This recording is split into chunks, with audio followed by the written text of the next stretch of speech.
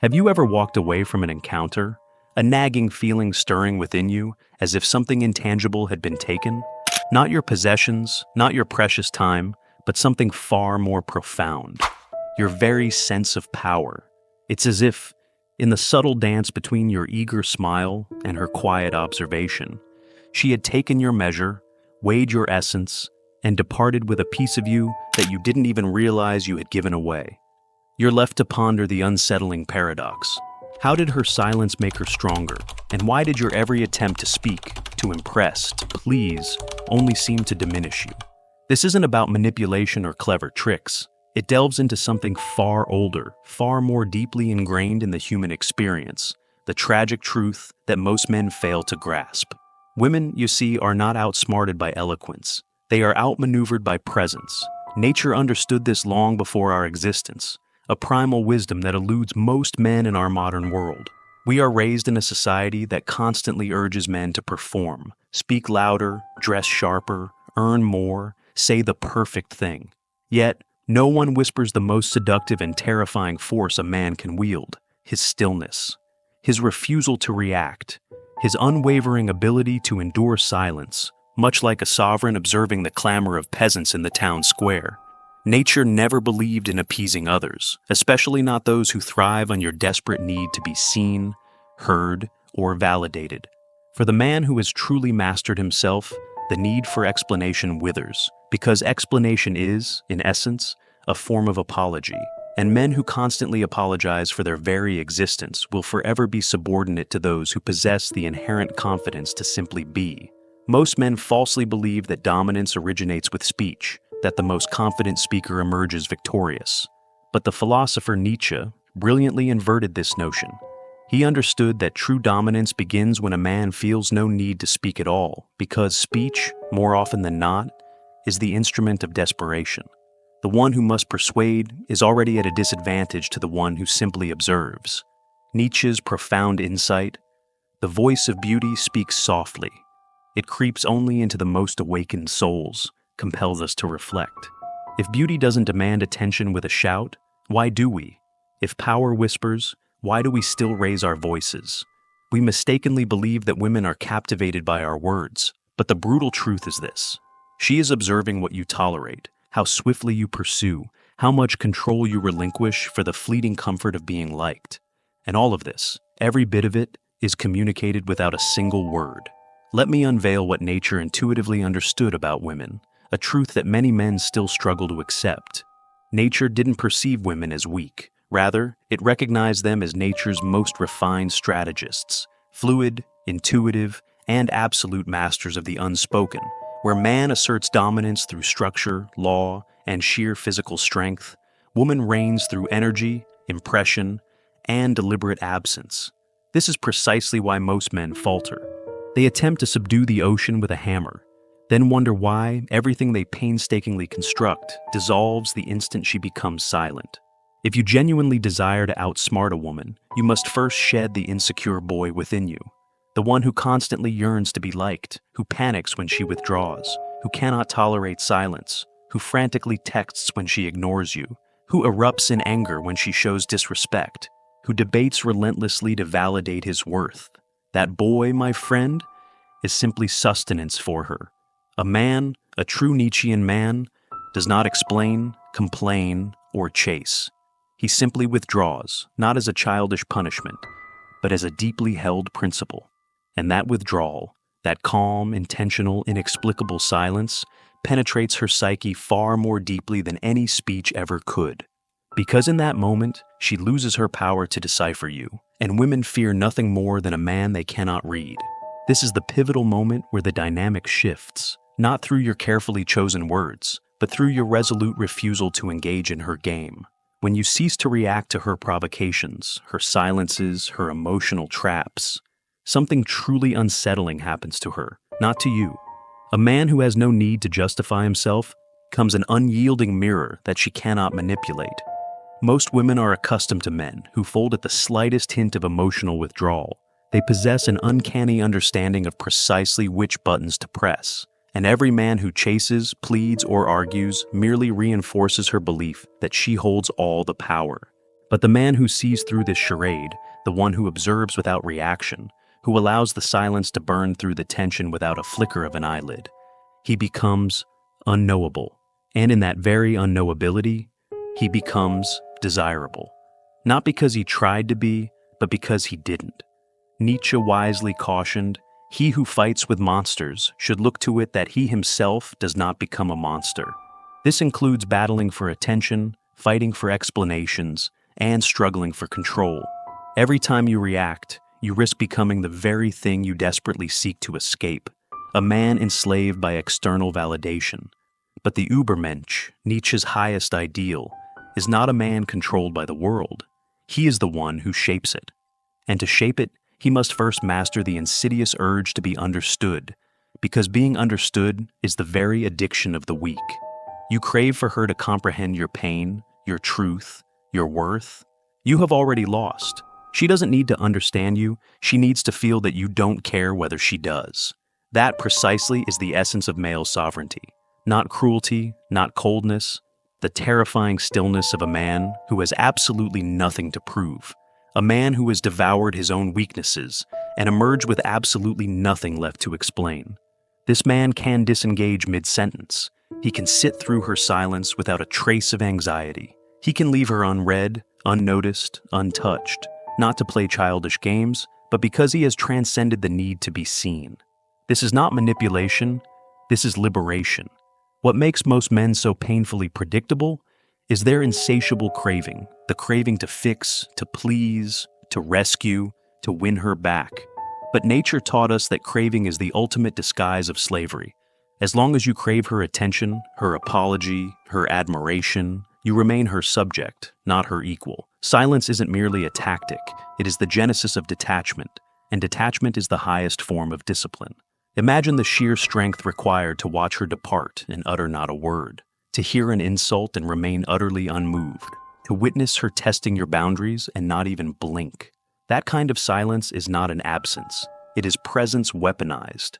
Because when you say nothing, you compel her to confront everything, her own insecurities, her own projections, her own deepest fears. You become the void in which she sees herself with terrifying clarity. And that is the most profoundly unsettling experience a woman can endure, because she is accustomed to being the mirror. She is not used to seeing her reflection in yours. Nietzsche did not write for the domesticated man. He wrote for the dangerous one, the man who does not flinch when left alone, who does not rush to explain his intentions, who does not apologize for making others uncomfortable, and that most certainly includes women.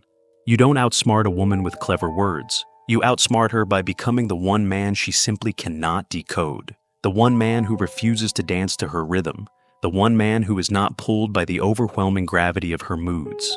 The reason your silence disturbs her is remarkably simple. It denies her the control she has always exerted, control over your emotions, control over your time, control over your attention. Every single time you bit your tongue to keep her calm, every time you desperately tried to reason with her emotional storms, every time you allowed your dignity to bend just to preserve the illusion of peace, you taught her a crucial lesson. You taught her that you were afraid to lose her, that your very identity is inextricably linked to her reaction, that you will shrink yourself if it means maintaining the pretense of harmony. And once she grasps that, it's no longer a question of if she will test you, but merely a matter of how far. But silence, conscious, brutal, principled silence, communicates a truth she never anticipated. That you are not afraid to walk away, that you are not swayed by chaos, that your inner peace is absolutely non-negotiable. And when she grasps this, something primal shifts within her, because for the very first time, she encounters a man who does not orbit her, a man who carries himself like a self-contained world, a world she must earn her place within. And this, my friend, is where the true power begins. If you want to outsmart her, then let her exhaust herself trying to shatter your stillness. Let her sabotage the conversation. Let her push and provoke and feign indifference. But you say nothing. You do not reward chaos with explanations. You do not answer disrespect with justifications. You allow her to collapse into the profound space you've created by refusing to engage. And when the silence becomes too deafening for her to bear, when she finally speaks, You still don't speak to explain. You speak to end. One sentence, one truth, one definitive decision. And then you walk away. That, Nietzsche would assert, is the will to power. Not in controlling others, but in mastering yourself so completely that no one else can. And understand this. Women are not the enemy, but neither are they harmless. They are the great architects of your soul's testing. They will challenge you in ways that nothing else can. And most men, God help them, respond by regressing into boys, emotional, reactive, perpetually hungry for approval. But the man who navigates this profound test is the man who recognizes the underlying game, who discerns the recurring patterns, and who steadfastly refuses to play on her terms. Nietzsche famously wrote, "The individual has always had to struggle to keep from being overwhelmed by the tribe." And that tribe is not merely society. It encompasses the relationships that implicitly expect you to conform, to bend, to shrink. The modern man is indoctrinated to be soft, expressive, endlessly communicative, even when he is being torn apart internally. But strength, true masculine strength, is often quiet. Not because it is weak, but because it understands that words are frequently traps. The more you speak, the more you reveal, the more you react, the more you are owned. So, what does all of this mean for you? It means you must fundamentally rewire everything you have been taught. You must unlearn the ingrained compulsion to explain yourself, to fix her feelings, to desperately win her approval. Instead, you must become the mountain, still, silent, utterly immovable. A presence so calm, it inspires a profound, almost terrifying awe. A gaze so steady, it exposes the very core of truth. A soul so deeply anchored, it simply cannot be manipulated. Now, observe what unfolds when you transform into that mountain. At first, she will undoubtedly resist. She will test harder. She will hurl accusations of arrogance, of coldness, of emotional unavailability. But these are not genuine insults. They are, in fact, confessions. Confessions that her customary weapons no longer work. Confessions that your silence has become the unyielding mirror she cannot manipulate. And soon, she will begin to speak, not to provoke, but to understand. Because the man who requires nothing from her becomes the only one whose attention she truly craves. And that, my friend, is not a game. It is nature. When you become unshakable, unpredictable, and utterly undemanding, something ancient within her reawakens. It's not fear. It's not simply admiration. It's a primal instinct. Because deep down, a woman intuitively recognizes when she is in the presence of a man who does not chase, does not flinch, does not seek comfort in her approval. A man who chooses her not out of a desperate need, but out of absolute, unburdened freedom. And that choice, when it emanates from silence, from sovereignty, from self-mastery, is the most seductive force in the entire world. Not because it begs for acceptance, but because it simply does not care if it is accepted. This is the elevated state Nietzsche envisioned for men. The Übermensch is not reactive. He is not consumed by desire. He is not at the mercy of a woman's fleeting affection. He stands above, not to dominate others, but because he has already thoroughly conquered himself. And when he chooses to speak, it is not to prove anything. It is to declare a truth. He speaks only when silence has fully served its purpose. And when he walks away, it is not in anger, it is with absolute authority. But here lies the bitter truth.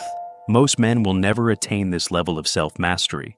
They will continue to react, to chase, to talk, because they are deeply addicted to being understood, addicted to the comforting fantasy that if they just utter the perfect words, she will finally perceive their worth. But the only way she will ever truly see your worth is when you stop needing her to. The man who needs nothing commands everything. The man who walks away when most would beg to stay becomes utterly unforgettable. Nietzsche believed that the majority of people live in a state of slumber, trapped within the morality of the herd, perpetually seeking safety in numbers and approval through conformity. But the man who awakens, who begins to perceive the intricate illusion of emotional entanglement, of desperate explanations, of meaningless word games, that man steps decisively out of the herd.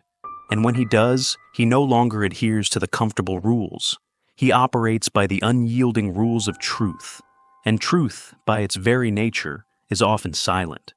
If you desire to outsmart any woman without uttering a single word, then you must become the kind of man who no longer needs to win her, who no longer feels a rush of panic when she withdraws, who no longer loses sleep over silence because he has made profound peace with his own. And here is the profound paradox.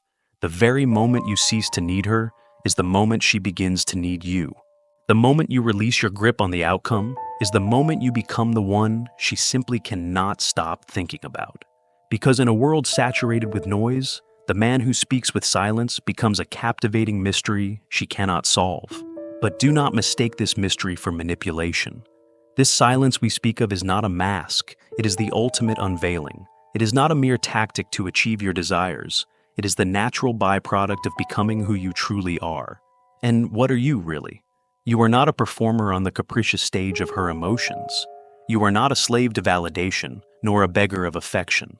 You are, if you choose to be, a force. And forces do not plead, they do not rush, they do not explain, they simply are. That is what Nietzsche sought to awaken within you, the deeply buried presence of your will, the divine necessity of becoming a man who does not move to be seen, but moves because he chooses. If you wish to outsmart her, then first, you must outgrow her influence. If your silence is steeped in anxiety, she will undeniably sense it. If your distance is a calculated tactic, she will effortlessly see through it. But if your silence emanates from genuine peace, from unshakable clarity, from the profound and unwavering sense that you do not bend for approval, she will feel that too, and it will instantly shift the balance of power. Because now, for the first time, she is not managing your emotions, she is confronting her own. And this, precisely, is where the true battle is waged, not between man and woman, but within your own self. Can you remain still when every fiber of your being yearns to react? Can you remain calm when your ego screams for recognition? Can you walk away, not as a desperate maneuver to win her back, but as a firm decision that powerfully affirms your inherent value, with or without her? This is the death of the old self, the self that begged, that needed, that endlessly explained. Nietzsche's Übermensch is not a mere concept. He is a profound rebirth, a radical departure from the herd, a death to the obedient male who passively waits for affection to feel alive. Most men mistakenly believe that if they are simply good enough, patient enough, understanding enough, they will inevitably win her. But Nietzsche possessed a far deeper insight. He understood that being good is often the insidious disguise of the weak, that kindness, when rooted in fear, is pure cowardice, and that patience, when employed solely to avoid loss, is nothing more than extended slavery. The Übermensch does not love to be rewarded. He loves because it is his intrinsic nature to give, and he walks away when that nature is exploited. No bitterness, no resentment, just the full, profound awareness that he owes nothing, and precisely because of that, he owns everything. The loudest men in the room are not powerful. They are terrified. Terrified of not being heard, terrified of being forgotten, terrified that without constant attention, they are utterly nothing. But the man who can sit in a room silent, unmoved, completely disconnected from the desperate need to impress, he is the man every woman truly notices. And not because he tried, but because he didn't. And now we arrive at the precipice of everything, the ultimate test. Because silence alone is insufficient if you still use it to be seen. Power is not genuine if it remains performative. And dominance is not true if it necessitates an audience. So I ask you, can you navigate this life without ever feeling the need to prove you're right? Can you love her without needing to be loved back? Can you lose her without losing yourself in the process? That is the final ascent, the one Nietzsche left us without a map for. Because it cannot be taught, it must be profoundly lived. It is the silent revolution of a man who no longer acts from fear, from lust, from loneliness, or from guilt. It is the man who has relentlessly purged every part of himself that bowed for attention. The man who no longer carries the gnawing hunger to be chosen, because he has already unequivocally chosen himself. And when that man stands before a woman, she does not perceive a game. She perceives a riddle, one that cannot be solved, one that haunts her even in his profound absence. This is the silence that truly outsmarts her, not because it manipulates, but because it transforms. It is the silence of the man who has nothing to hide, nothing to chase, nothing to fear. The silence of a man who could speak but chooses not to. A man who could beg but would rather bleed. A man who could react but instead simply observes as the world exposes its true self. And it is here, precisely here, where your greatest strength truly begins. Not in how you speak, but in how steadfastly you hold the line. In how you allow her to come and go without your center ever shifting. In how you refuse to be baited, explained, or drawn into a performance. You no longer need to be the loudest. You just need to be the last man standing. And the one who stands without words, without threats, without theatrics, is the one who leaves the deepest, most indelible mark. Because he never tried to impress her. He simply existed, fully, powerfully, silently. So, from this moment forward, make your silence sacred. Let it be the temple where your dignity resides. Let it be the expansive space where your worth breathes freely. And when they attempt to test you, let them. When they try to drag you into chaos, simply observe them. When they try to shatter your calm, smile and vanish. Not to punish, but to powerfully remind them that you are no longer the man who explains himself to be loved. You are the man who walks away to be free. If this message has resonated deeply within you, touching something real, something long unspoken, then do not let it end here. Share, engage, and support this vital work. Let this profound message reach the millions of men out there, still trapped in the delusion that they must be loud to be powerful. We are forging a new generation of men who no longer bow, who no longer beg, and who no longer apologize for their very existence. If you are one of them, I'll see you in the next transmission. Because the weak chase noise, the strong master silence, and the wise choose precisely when to break it.